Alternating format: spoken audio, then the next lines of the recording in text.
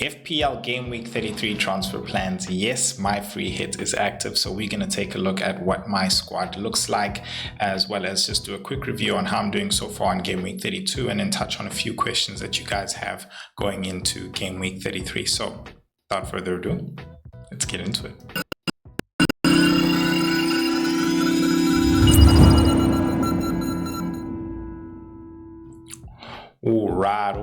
All right, guys. I'm having to do this without my headphones. First time, kind of weird. But yeah, it is what it is. Let's get into it. So far I've got 31 points. Yeah, the press is on me. Cats, what's going on? You know, I had a green arrow last week.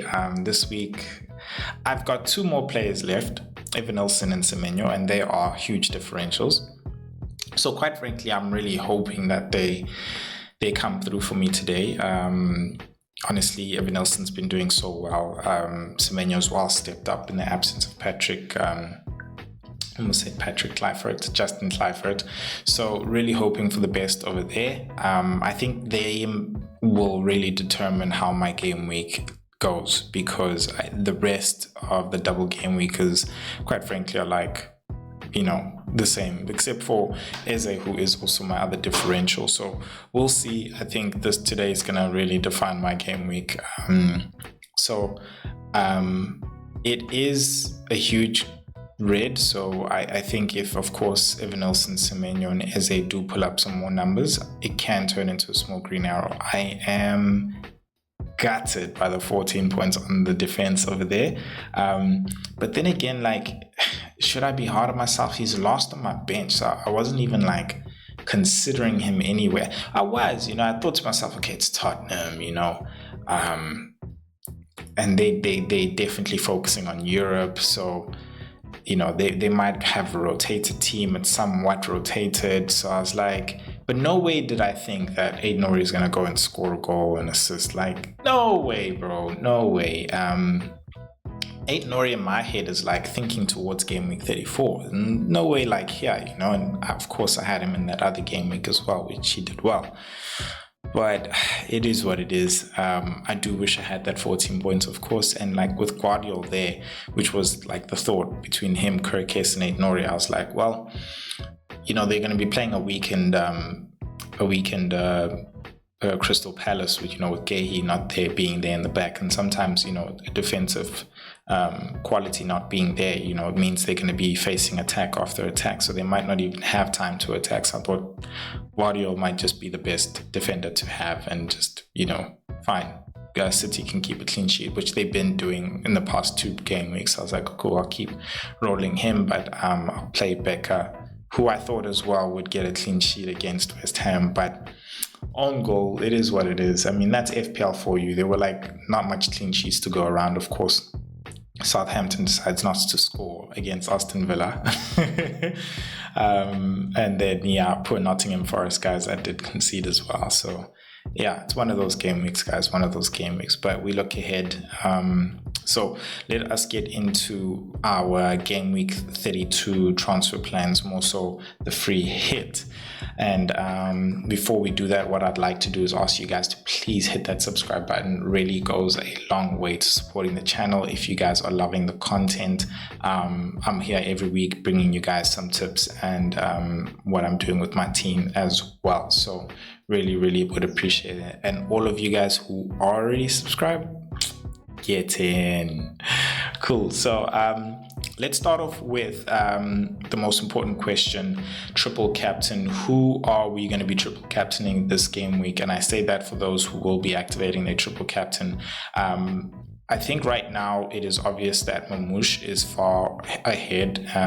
I've just produced the Fantasy Football Hub predicted points, and you can see Saka's not even there because minutes is really a big question. Martinelli put ahead of him when it comes to the Arsenal assets, as well as Mateta. I think we have to just keep our eyes open for what's going to happen in the Champions League, how many minutes he's going to play. And then, of course, I do think, and I am supporting Arsenal, hoping that Arsenal do go through.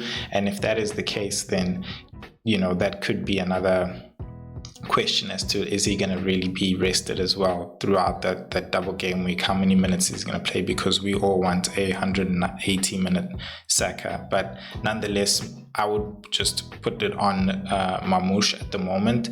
The one thing with him as well is that he's got a FA Cup game a few days later. So, begs the question, could he be subs? Could he be a minutes risk as well? You never know. Pep Roulette is real. I know he's the only striker, but it is something that we should also be considering as well. Pep can always change and do different things, and yeah, that is just what it is. So talking about Pep Roulette, the big man KDB has been a huge question for people. He performed really well in game week 32, and people are actually starting to consider him now. For me, my views on KDB is, I think it is just a big knee jerk in the sense that he has performed really well. It is really just been a game week. We were so critical over his previous performances, especially over on Man United, saying how sluggish he looks and everything. But now he just does a good performance, good free kick and an assist, and we're very quick to react. I think, guys, Pep Roulette is real. His minutes for me are not necessarily secure. I think stick to Mamouche, stick to Guardiola, and Edison is injured now. So Ruben Diaz for me goes into number 3 in the tier list as to who is secure. If you want to take the risk with KDB, that is your choice. But for me, I think try stay away from Pep Roulette and stick to those 3 assets which I just mentioned. Then we go on to who is the best assistant manager for game week 33. Now, Arteta's got some very favorable fixtures with Ipswich away and Crystal Palace at home. Of course, you've also got Guardiola, who's got also some good fixtures for him with Everton away and Aston Villa at home. Arteta's fixtures are way better considering his team as well. I think there will be some rotation, but I do think Arsenal can actually get those fixtures turned over to become both wins. The thing with it is we cannot ignore his previous performance, considering they've had 2 draws on the bounce. And Guardiola, that's what really makes him look a lot better right now. But at the same time, if you are also looking to go a bit more risky as well, even though it didn't pay off necessarily this game week so far, Glasner is an option with Bournemouth at home and Arsenal away.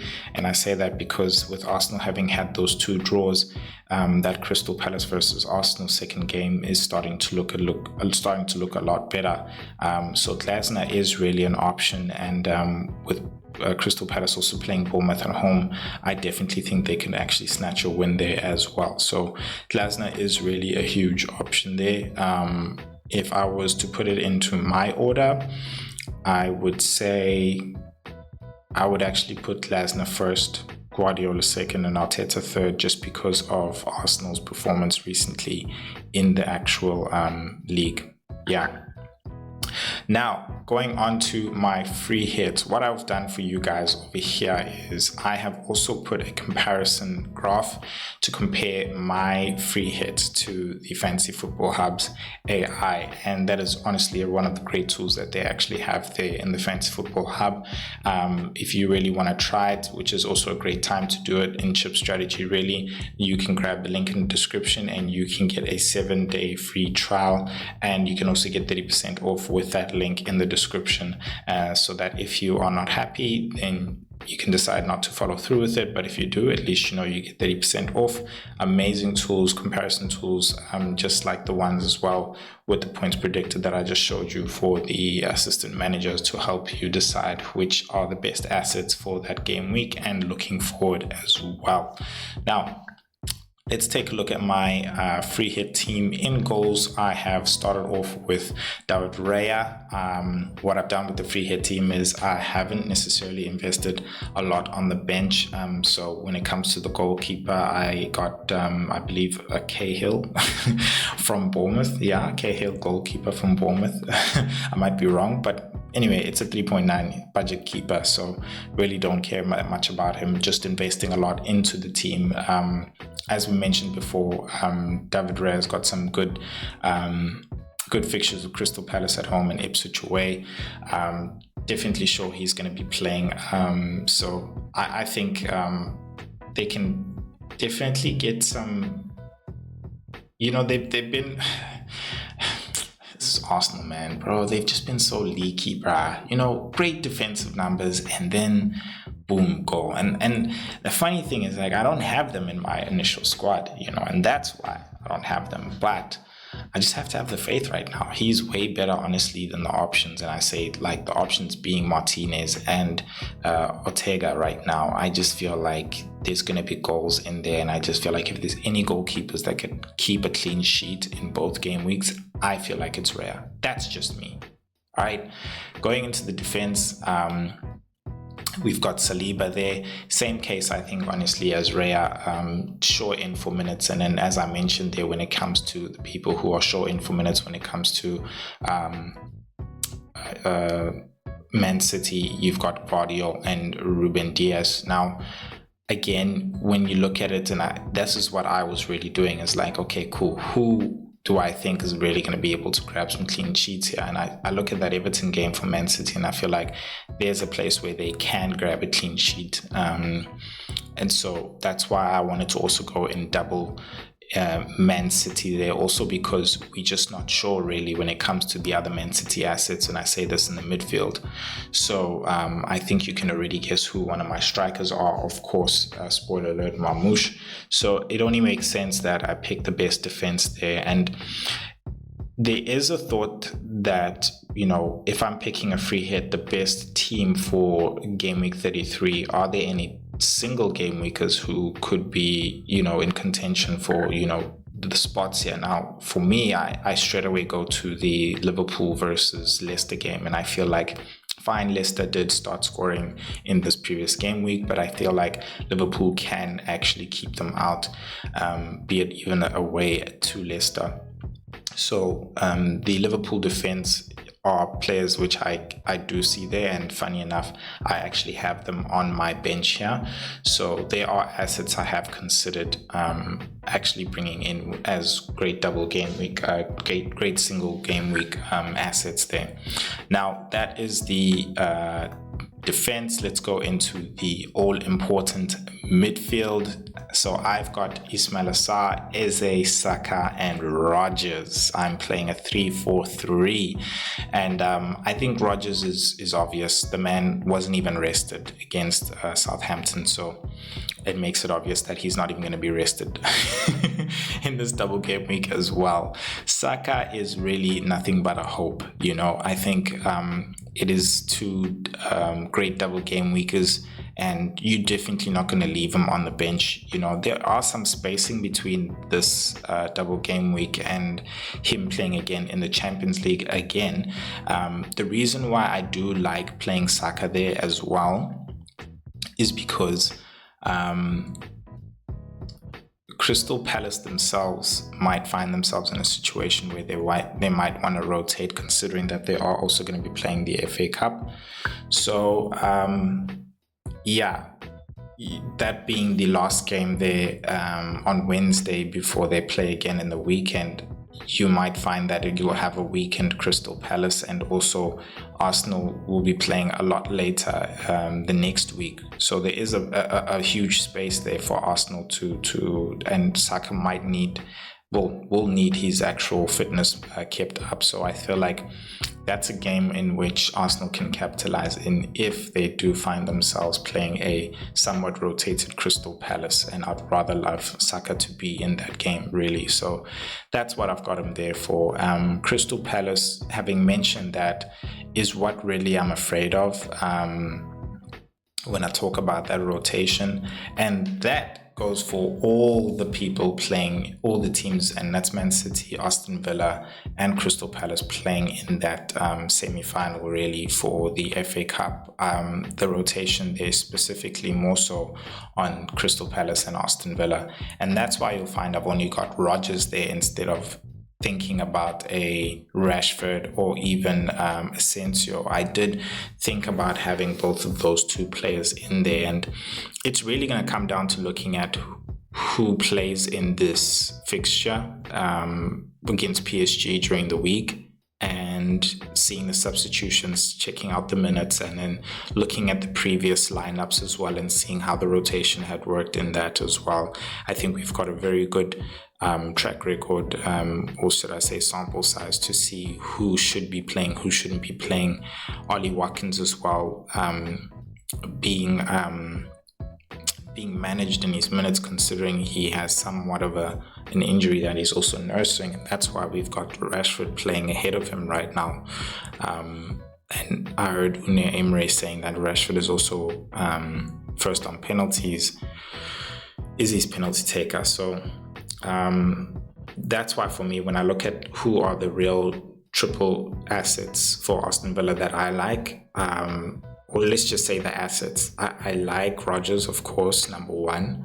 Number two, Rashford. And then number three, Asensio right now. But because of the rotation, with Rashford having been playing a lot of games, I think Watkins comes. Watkins is one to, of course, really... who has a high chance of really playing, and I say starting in the games in the double game week, because he's had his minutes managed, and so I think they're gonna want to rest Rashford as well. But Asensio as well, also not having a lot of games necessarily starting them, he definitely comes on and he's real impact player. So I feel whichever direction you go in, I don't feel like a lot of them besides Rodgers are gonna have 90 minutes. It's just really hoping that whichever player you go with really does have the impact and brings the points home for you. Now, going into the strike force, I have, of course, a Marmoush with the captaincy, Mateta, and then I have the man himself, Ollie Watkins. And on the bench there, of course, we have a Salah. Now, Marmoush, of course, there with the captaincy so far. Mateta having been subbed off by Glasner, saying he didn't have a great first half performance. Yes, is a bit worrying, but I think it's Mateta. We all know what he can do. So I don't think we should worry so much as to whether or not his minutes are going to be lessened. Yes, fine. Who's that guy? The Arsenal boy, Eddie Nketiah, is back from suspension, but I don't think he'll play him over Mateta. I think he will just start Mateta and see how Mateta does as well, of course. And then we also do know that there is a system which Glasner can play without Mateta. So yeah, when it comes to captaincy, that's why for me, as much as Mateta's got good points predicted there, I would still rather put vice captaincy on Saka. Ollie Watkins, we've really spoken a lot about him. I think it's time to speak more so on Masala, considering that he hasn't really been producing the points that we expect him to produce, and not scoring in the past 5 games. So I have him there because it's Mo Salah versus a Leicester, and if ever your form were to turn, it would be against one of the bottom 3. So, it begs the question as to if I'm really worried that of rotation for the assets like Crystal Palace or even Aston Villa, I have been considering Mo Salah over Sa, because the truth is there's also going to be double single game weekers who score more than double game weekers. So for example, possibility that Bowen could do that against Southampton or one of the West Ham assets as well. So there's somebody that you could think of, and even just for example, Black Bradley could grab an assist and get a clean sheet there, and that could be more than what, say, a Ruben Diaz gets, say, in a clean sheet wipeouts in both games as well. So I think we do still have to consider our single game weekers carefully, and as well as, monitor who do we think was a rotation risk here as well. And that's what makes it really tough with this double game week and the chips being played as well. But yeah, that is my double game week 33 team, and compared to the Hub AI's free hit team over there, you can see they've got just about 2 points more than me, and you can see the area in which they are actually better than I am, and which area I am better than them in as well. So that's a pretty cool comparison tool there for you guys. But yeah, let me know what you guys think in the comment section. Please remember to hit that subscribe button. Really do appreciate the support as well. And then I will see you guys in the next video. Peace.